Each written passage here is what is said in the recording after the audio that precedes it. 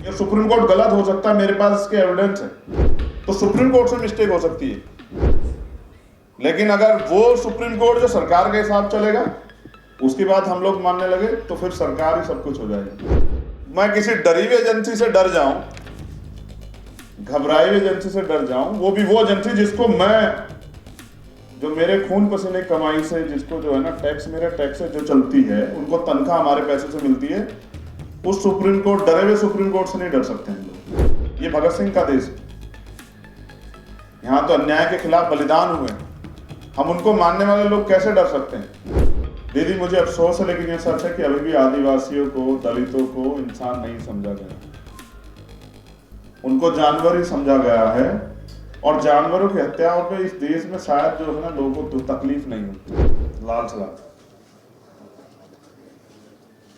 देखिए, मैं सुना तो मैंने यहाँ बैठ के बहुत है, लेकिन मैं तो कुछ कहने के लिए आया,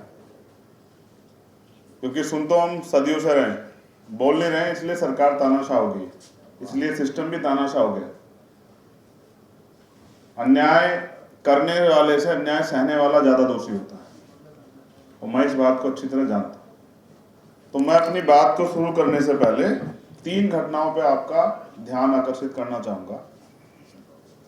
हम कैसा समाज है और हम कहां खड़े हैं। मैं अपने साथियों से भी आग्रह करूंगा कि वो गौर करें। दिसंबर 2019 हैदराबाद एक रेप हुआ और पुलिस ने एनकाउंटर किया, और हमने खूब तालियां बजाई कि पुलिस ने तत्काल न्याय कर दिया। ये अच्छा हुआ, इससे सबक मिलेगा। लेकिन अभी मैंने कुछ दिन पहले पढ़ा कि वो एनकाउंटर फॉल्स था, वो झूठा एनकाउंटर था। सिर्फ सरकार को खुश करने के लिए निर्दोष लोगों को पकड़ के उनका एनकाउंटर कर दिया गया, सब लोग चुप। दूसरी एक घटना बिहार की है, लक्ष्मणपुर बाथे हत्याकांड, 50 से ज्यादा लोगों की हत्या हुई थी, 56 लोगों की, जिनमें बच्चे भी थे, और पेट चीर चीर के जो है छोटे बच्चों को निकाला गया था तलवार की नोक पे। इल्जाम लगा था रणवीर सैना। हाई कोर्ट ने नहीं, लोअर कोर्ट ने उनको सजा कर दिया आजीवन, और माननीय हाई कोर्ट ने बिहार के उनको बरी कर दिया। मतलब हमें जानने में कोई इंटरेस्ट नहीं कि उन 56 लोगों की हत्या किसने की, जैसे वो 56 इंसान नहीं थे, वो 56 कीड़े मकोड़े थे। फिर तीसरी घटना जो अभी मैंने बहुत जल्द ही 1 साल पहले देखी, वो घटना नेमावर की आदिवासियों की। अगर आपको याद हो, एक बच्ची और उसके परिवार के 4 लोगों की हत्या करके जो है वो एक गड्ढे में, बड़े से गड्ढे में डाल दी गई थी। मैं और मध्य प्रदेश के हमारे साथी सब लोग, हम लोग जयेश और सब लोग गए थे। जब ये पता लगा कि सरकार सुनवाई नहीं कर रही, और हमने मांग की कि सीबीआई जांच होनी चाहिए, मैं हिमांशु जी की ओर आ रहा हूं। बड़ी मुश्किल से उस आंदोलन के दबाव में सीबीआई जांच की जो है घोषणा हुई, लेट शुरू हुई, लेकिन जब वो शुरू हुई तो नए 7-8 लोगों को उसमें आरोपी बनाया गया। ये इस बात का प्रमाण है कि अगर कहीं अन्याय हुआ है और उसको न्याय हम लोग दिलाना चाहते हैं, तो उसके लिए जांच जरूरी। और यही मांग तो कर रहे हैं हिमांशु जी, और कोई नई मांग नहीं कर रहे हैं, चंदा नहीं मांग रहे हैं सरकार से, ना नई नौकरी मांग रहे हैं। रिटायरमेंट के बाद वो पार्ट टाइम जॉब, साहब बोले ना वकील साहब हमारे, कि वो जो रिटायरमेंट के बाद वाली जॉब है वो नहीं मांग रहे। मैंने सोनी दीदी को भी सुना, अक्सर मुझसे बात उनकी होती रहती है। उन्होंने मुझसे पहले भी, जब बस्तर में कुछ हुआ था, उन्होंने मुझसे कहा आ जाओ। और मैं पूरे देश में घूमता रहता हूँ। सुबह उठने के बाद जब हम अखबार पढ़ते हैं, टीवी देखते हैं, टीवी में तो कम, लेकिन अखबार में या बहुजन मीडिया के कुछ चैनल्स वगैरह में मिल जाता है। अब तो आंसू भी सूख गए। रेप, हत्या, डकैती, चोरी, लूटपाट। हम भारत में रहते, और भारत तमाम जाति धर्मों से बना हुआ एक देश, इसको संगठित किया गया संविधान के जरिए। यहां चोर, हत्या, रेपिस्ट हैं, तो यहां अच्छे लोग भी। उसी तरह से चोर, रेपिस्ट, हत्यारों का सम्मान नहीं होता है, लेकिन अच्छे लोगों का सम्मान होता है। उनको सुनने वाले लोग होते हैं, उनकी बात का अनुसरण करने वाले लोग होते हैं। आज भी बाबा साहब के नाम पे हम लोग लाखों लोग जिंदगी कुर्बान करने के लिए तैयार, ये इस बात का प्रमाण है। आज बाबा साहब नहीं है। उसी तरह से जो अच्छे लोग हैं, चाहे वो सुरक्षा दल के या पुलिस के, हम लोग उनका सम्मान करते हैं, लेकिन जो अपराध करेगा हम उसका सम्मान नहीं करेंगे, किसी भी कीमत पे नहीं करेंगे। उसके खिलाफ हम लोग लड़ेंगे और तब तक लड़ेंगे जब तक उसको सजा नहीं मिलती, क्योंकि अपराध के लिए कानून एक, चाहे वो मेरा द्वारा किया गया या फिर जज साहब के द्वारा किया गया। यहां जितने हमारे साथी बोले ना, वो सब पीड़ा बोलते रहे, बोलते रहे, बोलते रहे। और मैं सोचता था, कभी कभी तो ऐसा लगता था कुछ को सुन के, आज तो मैं धन्यवाद देता हूं हमारी महिला शक्ति का, कि जब वो इतना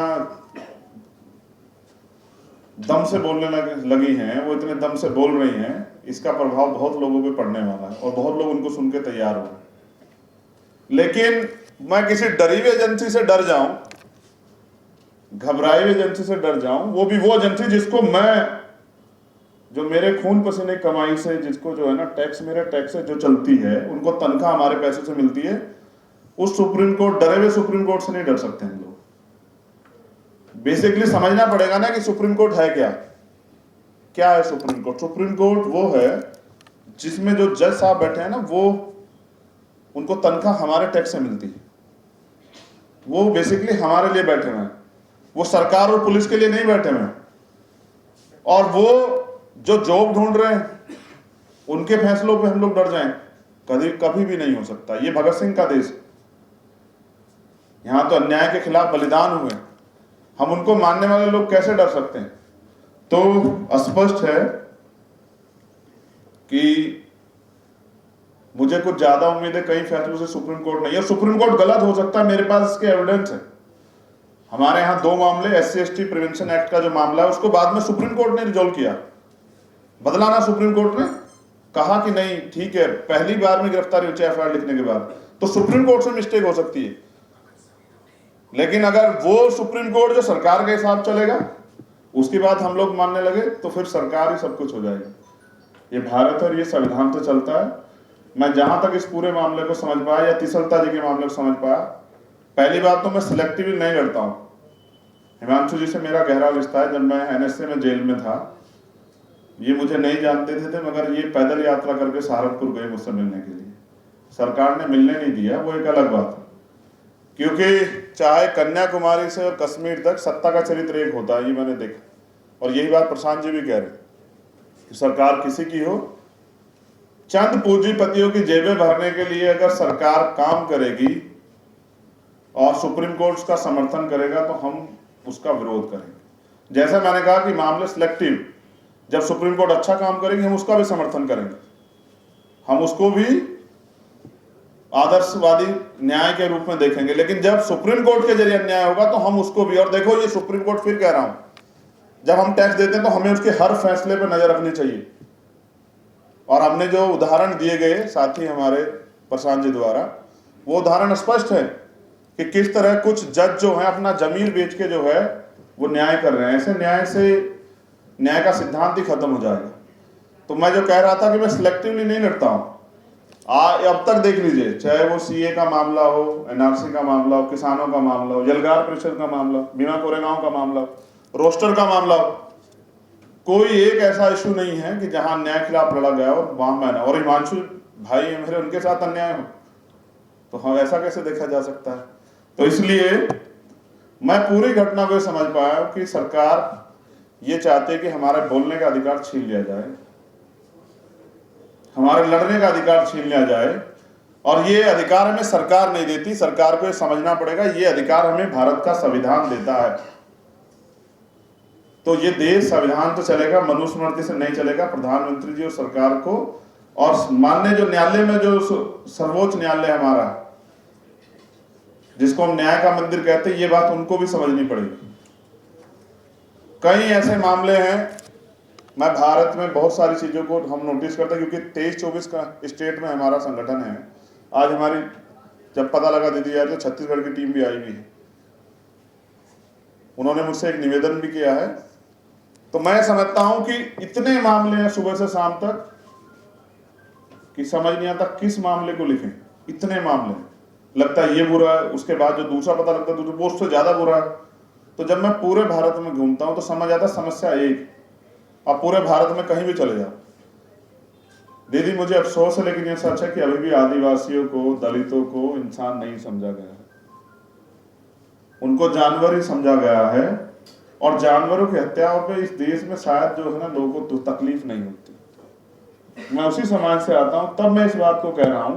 मैं यहां खड़े होकर इस बात कहता हूं तो हो सकता है लोग मुझे जातिवादी कह दें। जब प्रशांत भाई इस बात को कहेंगे, हिमांशु, शायद लोग इस बात को ना कहें, वो कहेंगे प्रोग्रेसिव बात कर रहे हैं। लेकिन मैं इस सच्चाई को जानता हूं कि मैंने कहीं ऐसी घटना देखी, पूरा भारत का जो मेन स्ट्रीम है, चाहे वो खिलाड़ी हो या एक्टर हो या न्यूज चैनल हो, कुछ सब लोग लिखते हैं मैं घटना का जिक्र करूंगा, जबकि मैं आदिवासियों की तरफ से मानता हूं कि प्रकृति की सबसे ज्यादा संरक्षण और प्रकृति की सबसे ज्यादा जो है सम्मान, वो पूजा जो है वो करते हैं। एक हथनी के साथ कुछ हुआ था, अगर आपको याद हो, वो दुखद था, लेकिन उससे बुरा बुरा आदिवासियों के साथ होता है, कभी चर्चा नहीं होती। अगर कुछ लोग आज लड़ने के लिए खड़े हुए हैं तो आप उनकी जीभ काट लो। ये आजाद भारत है सर, सुप्रीम कोर्ट को भी ये समझना पड़ेगा और सरकारों को भी। और रही बात जो और ज्यादा महत्वपूर्ण है गोमपाड़ के मामले में, तो मैं दीदी से वादा करता हूं कि जल्द हम लोग जो है ना, और हम हिमांशु जी को भी ले चलेंगे, हम गोमपाड़ फिर जाएंगे, हम उन लोगों के बीच में जाएंगे, उनके दर्द को सुनेंगे। वो दिल्ली चल के आते हैं, ये बहुत अच्छी बात, लेकिन हम वहां जाएंगे उनके बीच सुनने के लिए, और वहां की सरकार से भी पूछेंगे और इस लड़ाई को और मजबूत करेंगे। और सुप्रीम कोर्ट जो है उसको सुनना पड़ेगा। अब एक और बात, जुर्माना इनके ऊपर है 5 लाख रुपए, तो ये कहते जुर्माना नहीं देंगे, वो कहते जेल भेज देंगे। तो मैं पूरी जिम्मेदारी से कह रहा हूं कि जिस दिन हिमांशु जी को जेल भेजा जाएगा, मैं इनके साथ जेल जरूर जाऊंगा, मेरा वादा है। क्योंकि मैंने 16 महीने एक साथ जेल काटी, और मैं दिल्ली की तिहाड़ में भी एक्सपर्ट हूँ। वहां मेरे बहुत सारे लोग रहते हैं पीड़ित हैं, उनकी लड़ाई भी मुझे लड़नी है। 2 बार मैंने दिल्ली की तिहाड़ देखी। जब मैं फर्स्ट टाइम गया तो मेरे लिए नया था, जब मैं सेकंड टाइम गया तो लोग मुझसे पूछ रहे थे कि लोग यहाँ से जाने को तरसते हैं, आप कैसे चले आए। तो मैंने उनसे एक ही बात कही कि आप लोगों की याद खींच लाई, और आज मैं यहाँ हूँ तो इन सब की वजह से जो अपने जीवन की परवाह न करते हुए लड़ रहे हैं। और अगर कोई लड़ रहा है तो अगर ज्यादा कुछ नहीं कर सकते तो आपको उसका साथ देना चाहिए। और मैं यहाँ ये बताने के लिए हूँ कि हम आपके साथ हैं हिमांशु भाई, और आखिरी दम तक लड़ेंगे। मैं अम्बेडकरवादी, पहले भी अम्बेडकरवादियों ने इस लड़ाई को, भारत एक मजबूत भारत बने, भारत की दुनिया में एक पहचान बने, उस लड़ाई को लड़ा। आज मैंने आपको सुना, मैं आपको विश्वास से कहता हूं मेरे काम करने के तरीके दूसरे हैं। एक बार मैं इंपॉर्टेंट स्टोरी आपको बता देता हूं। मैंने गांधी जी की तरफ से भी सोच के देखा था, मैं झूठ नहीं बोलता हूं। मैं सहारनपुर जेल में था, 2 अप्रैल का मामला था, बहुत सारे लोगों की जान गई थी, बहुत सारे लोग झूठे मुकदमे थे, तो मैं कुछ नहीं कर पा रहा। मैंने कहा कि चलो, मैंने पहला पत्र लिखा महामहिम राष्ट्रपति जी को कि मैं अपने लोगों के लिए कुछ नहीं कर पा रहा हूं, इसलिए मैं इच्छा मृत्यु चाहता हूं। तो मेरे साथियों ने मुझे समझाया कि इच्छा मृत्यु क्या मतलब है, आप भूख हड़ताल करो। तो यहां मैं इस अनशन से मैं गांधी और भगत सिंह दोनों को जोड़ देता हूं। मगर आप विश्वास करेंगे, मेरा अनुभव इतना कड़वा है कि 8 दिन मैं भूख हड़ताल पर रहा। मीडिया ये लिखता रहा हमारे लोगों को, जेल में मेरे मिलने वालों के रास्ते बंद हुए कि चंद्रशेखर 3 टाइम खाना खा रहे हैं, और वो भूख हड़ताल पे नहीं। और जेल में आप भूख हड़ताल करते हो तो एक और मुकदमा है।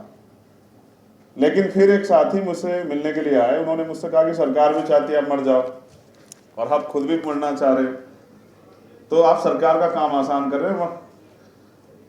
इस बात का अर्थ ये कि मरने से काम नहीं चलेगा, लड़ने से काम चलेगा। और लड़ने में अगर शहादत होती है तो उस शहादत देने को हम लोग तैयार हैं, लेकिन ना अन्याय के खिलाफ झुकेंगे और ना ही झूठी डरी हुई सजनसी जो नौकरी के लिए फैसले सुना रही है, ऐसी सरकार से भी, ऐसे सुप्रीम कोर्ट से भी नहीं डरेंगे।